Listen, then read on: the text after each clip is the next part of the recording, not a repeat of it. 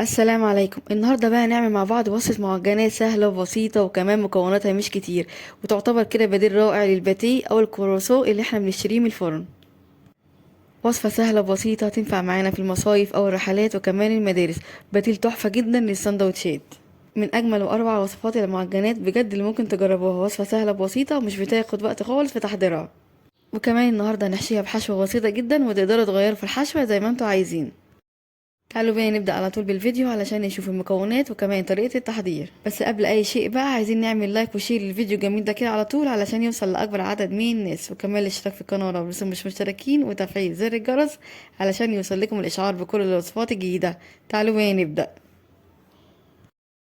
في البداية خالص هنسمي الله ونصلي على رسول الله صلى الله عليه وسلم. معايا بقى هنا طبق عميق هضيف فيه نص كوباية من المية الدافية، وكمان هضيف عليه نص كوباية من الحليب او اللبن الدافي. بعد كده هبدأ أضيف عليهم معايا هنا بياض بيضة، والصفار هنسيبه لدهن وش الفطاير. هضيف كمان عليهم معلقة كبيرة من الخميرة الفورية، وكمان معايا معلقتين كبار من السكر. وهضيف كمان معاهم هنا 4 معالق كبار من السمنة السايحة، وتكون دافية كده يا جماعة معانا مش سخنة علشان ما تموتش معانا الخميرة. بعد كده هبدأ أضيف عليهم معلقة كده كبيرة من الخل. الخل هنا يا جماعة فايدته بيخلي كده العجينة بتاعتي تكون هشة، وكمان بيضيع زفارة البيض. هضيف كمان عليهم نص كده معلقة صغيرة من الملح. هنبدأ بقى نقلب المكونات دي كده كويس جدا مع بعض. بعد ما قلبتهم كويس جدا واتأكدنا ان السكر والخميرة دابوا معانا، هنبدأ بقى نضيف الدقيق. معايا هنا نص كيلو من الدقيق، يعني كده 500 جرام. الدقيق بتاعنا يا جماعة هنخله كويس جدا قبل ما نبدأ نستخدمه، وكمان نستخدم دقيق تكون نوعيته كويسة.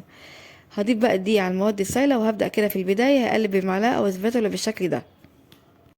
بعد ما قلبت كده بالسباتولا الدقيق اختفى معايا تماما، هنبدأ بقى نستخدم ايدينا في العجن. بس انا في الوقت ده حسيت كده ان العجينة بتاعتي بتلزق كده بزيادة، فضفت لها كده معلقتين كبار من الدقيق. بعد ما ضفت كده معلقتين كبار من الدقيق، هبدأ اعجن كده في العجينة بتاعتي حوالي كده 5 دقايق.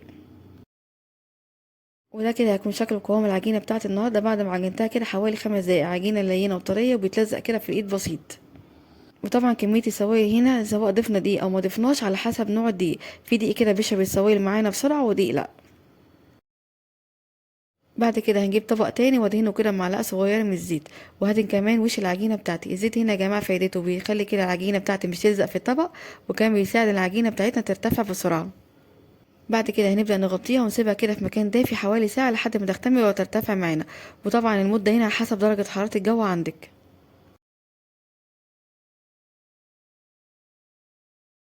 ده كده هيكون شكل العجينة معانا بعد ما اختمرت وارتفعت بالشكل ده. بجد ما شاء الله عجينة ممتازة جدا.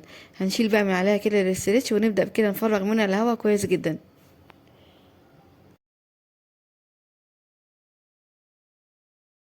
بعد ما فرغنا منها الهواء كويس جدا، هنضيفها بقى ونحطها كده على الرخامة ونقسم العجينة بتاعتنا كده لجزئين متساويين. اي قطعه بقى عندنا او اي سكالبر بالشكل ده هنقسم بقى العجينه كده بالنظر لجزئين متساويين. وكمان لو عندك ميزان وحابه توزنيهم اوزنيهم. هكورهم بقى بالشكل اللي حضراتكم شايفينه معايا ده، واسيبهم بقى يرتاحوا كده حوالي 10 دقايق قبل ما ابدا افردها، علشان وقت الفرد تتفرد كده معايا بكل سهوله. ده كده هيكون شكلهم معايا. هغطيهم بقى واسيبهم كده يرتاحوا شويه. بعد كده هرش رشه بسيطه كده من الدقيق على الرخامه او سطح العمل قبل ما نبدا نفرد العجينه بتاعتنا علشان ما تلزقش معانا. بعد كده هبدأ اخد كده جزء من العجين وافرده بايدي بسيط، وبعد كده اجيب النشابة او الفرادة او اي حاجة عندنا نبدأ نفرد بيها العجينة بتاعتنا كده بكل سهولة. نحاول كده نفردها على قد ما نقدر دايرة بالشكل ده، يكون كده سمكها معانا ولا هو تخين ولا هو رفيع.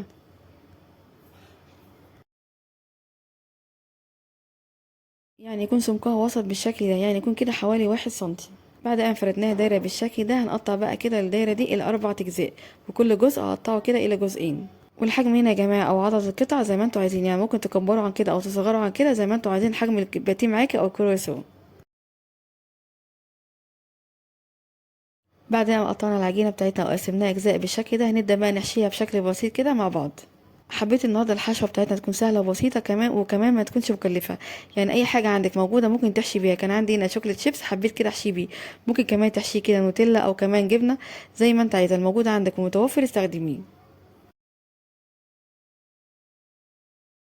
هنبدأ بقى نضيف كده على كل جزء كده نص معلقة صغيرة من شوكولاتة شيبس، ونبدأ نلفها بشكل بسيط زي ما حضرتك كده شايفين معايا.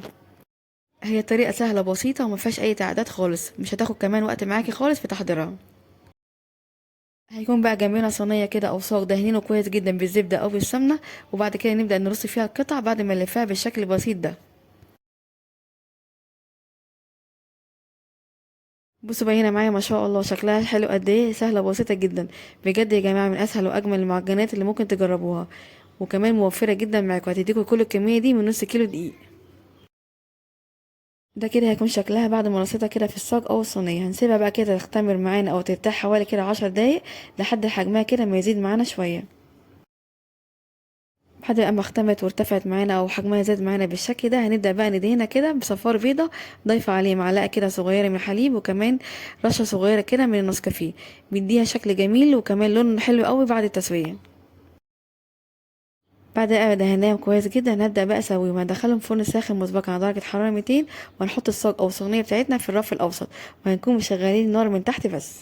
هتقعد معانا كده في الفرن حوالي 25 دقيقة. اول بقى ما نلاقي الجوانب بتاعتنا بدأت تاخد لون، هنطفي كده النار ونشغل عليها كده شواية حوالي 5 دقايق لحد ما تبدأ تاخد لون ذهبي وجميل زي اللي حضراتكم شايفينه معايا ده، بجد ما شاء الله.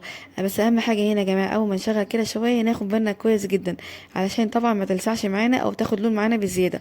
وطبعا هنا التسوية على حسب كل واحد والفرن عنده. بعد كده هنبدأ بقى نطلعها تبقى معانا بالجمال ده كله، بجد ما شاء الله. لونها حلو جدا وكمان التسوية بتاعتها ممتازة جدا، واخدة لون ذهبي كده من فوق وتحت، بجد روعة.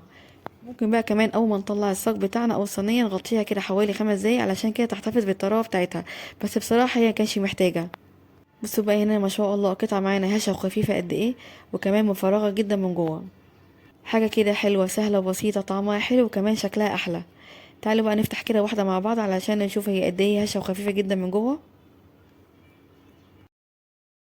وده كده هيكون شكلها بعد ما قسمناها، بجد ما شاء الله هشه وخفيفه جدا وكمان مفرغه من جوه، والمسها كده ناعم وعامل كده زي القطنه.